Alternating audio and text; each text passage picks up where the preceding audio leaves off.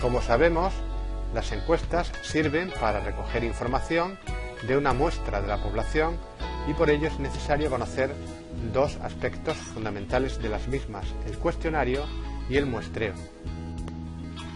El diseño de encuestas es exclusivo de las ciencias sociales y parte de la premisa de que si queremos conocer algo sobre el comportamiento de las personas, lo mejor y lo más efectivo es preguntárselo a ellas.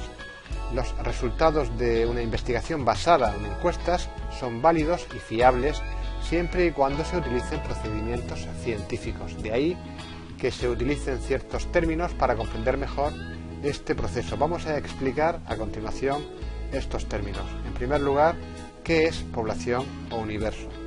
La población o universo es el conjunto total de elementos objeto de interés para el investigador, como por ejemplo los consumidores de alimentos ecológicos.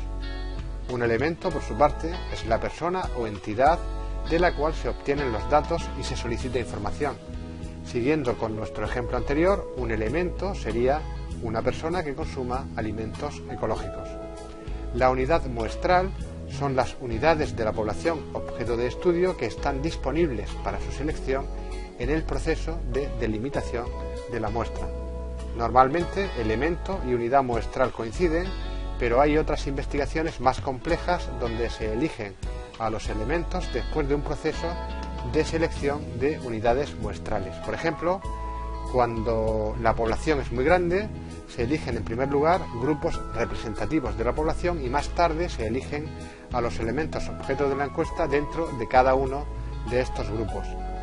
El marco muestral es el listado o censo de unidades de la población disponible para la realización de la encuesta y susceptibles de ser seleccionados para la muestra.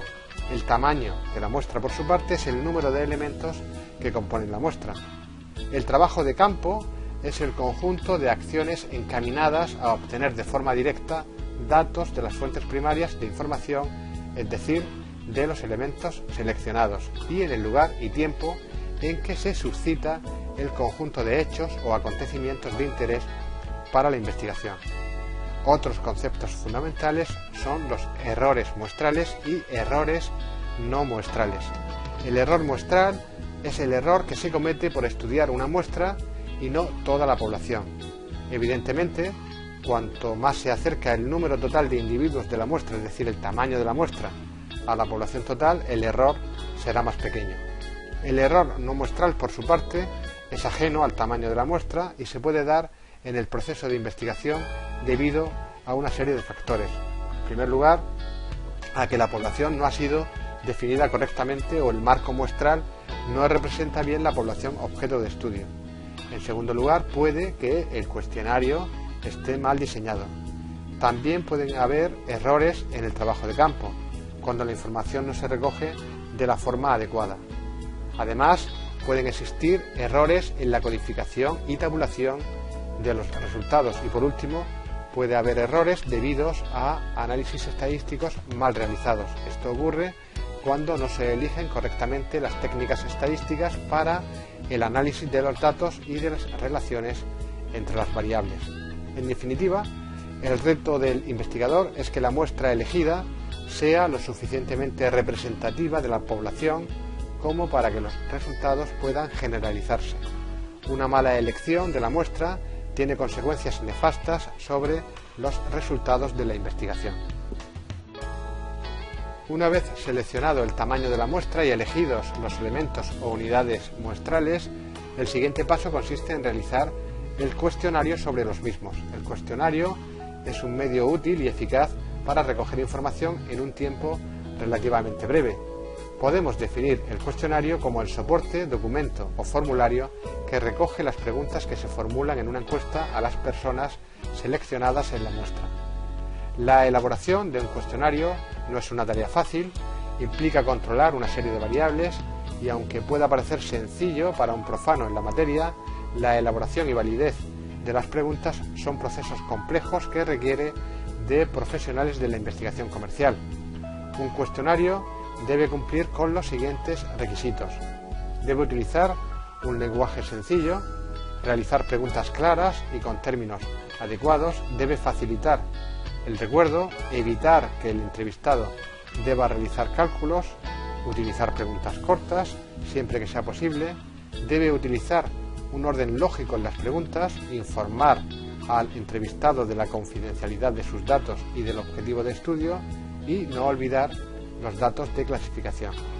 Además de todos estos requisitos, se requiere un gran conocimiento por parte del investigador sobre los objetivos de la investigación, tipo de encuesta, si es postal, por teléfono, por correo electrónico, etc., análisis estadístico de los datos recogidos en el cuestionario y perfil del encuestado en lo que se refiere a la edad, nivel de estudios, grupo social al que pertenece, etc. A pesar de todo, el cuestionario puede contener errores. Los más frecuentes los podemos ver en la diapositiva. Así podemos encontrar preguntas cargadas o embarazosas del tipo: ¿debe comprarse a los niños juguetes bélicos que incitan a la violencia? Este tipo de pregunta está condicionando la respuesta negativa por parte de los encuestados. En segundo lugar, puede haber preguntas o respuestas dobles, como por ejemplo: ¿estás de acuerdo con la política cultural y educativa del gobierno? Esta pregunta se debería dividir en dos. En tercer lugar, puede haber preguntas ambiguas que tienen lugar cuando se incluyen conceptos vagos o imprecisos sin delimitar, como por ejemplo: ¿compra usted con frecuencia en el supermercado? ¿Qué se entiende por con frecuencia? 1, 2, 3, 4, 5 veces. En cuarto lugar, el vocabulario inadecuado que el encuestado no entienda, como por ejemplo: experimenta disonancia cuando compra un televisor. El encuestado no tiene por qué saber qué es lo que significa el término disonancia. Y finalmente puede haber alternativas no contempladas. Para evitarlo, conviene poner siempre como posibles respuestas los términos otros, otras, ninguno, ninguna. Así, por ejemplo, en la pregunta ¿dónde compra usted habitualmente el pan?, las respuestas podrían ser en la tienda del barrio, en el supermercado, en un centro comercial, y siempre dar una posibilidad, una alternativa de otros. Los cuestionarios pueden utilizar diversos tipos de preguntas en función del objetivo que se pretende conseguir. En este sentido podemos encontrar, en primer lugar, preguntas abiertas, que son aquellas que no tienen una respuesta planificada, sino que el encuestado tiene libertad para responder lo que considere oportuno. Este tipo de preguntas presentan dos inconvenientes: 1, la lentitud en la respuesta, y 2, el análisis complejo, ya que se trata de información cualitativa. En segundo lugar, tenemos preguntas cerradas. En este caso, las respuestas se presentan en forma de alternativas que contemplan todas las posibilidades.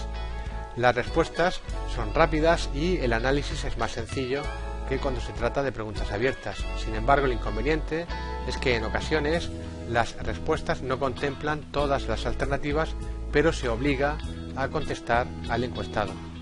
Las preguntas cerradas pueden ser de dos tipos: de selección simple, cuando únicamente se puede elegir una de las respuestas, como por ejemplo la respuesta sobre la edad, el género o el nivel de estudios, que solo admiten una respuesta; y las de selección múltiple, cuando el encuestado puede elegir una o más respuestas.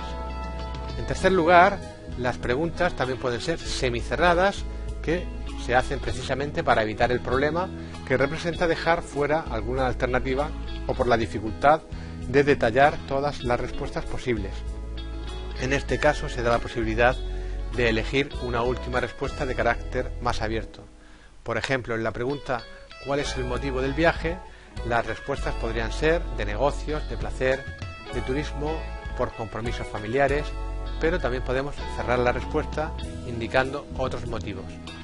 En cuarto lugar, puede haber preguntas dicotómicas, que son preguntas cerradas que contemplan solamente dos posibilidades, y en muchas ocasiones estas dos posibilidades son sí o no.